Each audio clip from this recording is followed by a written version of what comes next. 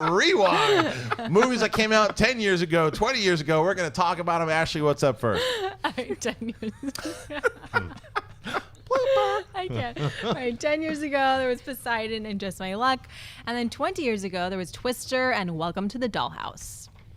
Right. Well, what has happened, it looks like 20 years ago and 10... Oh, Kristen Stewart's still there. 20 years ago, 10 years ago. Kristen Stewart's still here. Yeah, well, it's 20 years ago. Oh, good. Yeah, let's replace her with Lindsay Lohan. We had a disaster movie 10 years ago, both in the financially and the actual thing with Poseidon, and then you had 20 years ago with Twister. Interesting. Coincidence? Yeah. Yeah, look, Twister's the one that stands out to me. Cow flying in a tornado. Right. What do you got? Bill Paxton. It's a Twister. Yeah. That's a hell of a reenactment. You guys should do a two-man show. Yeah, where you guys right. read It's the true. script. Totally. Twister. Selling out.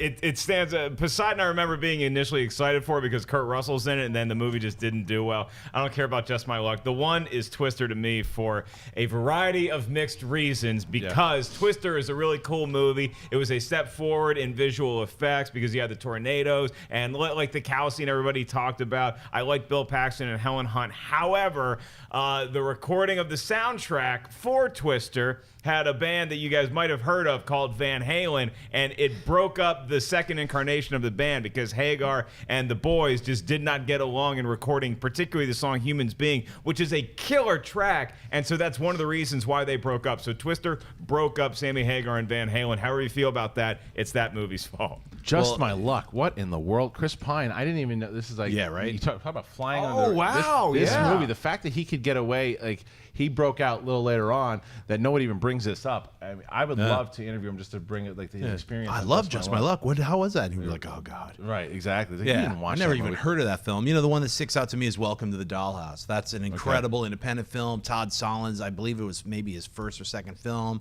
but it's a great coming-of-age story.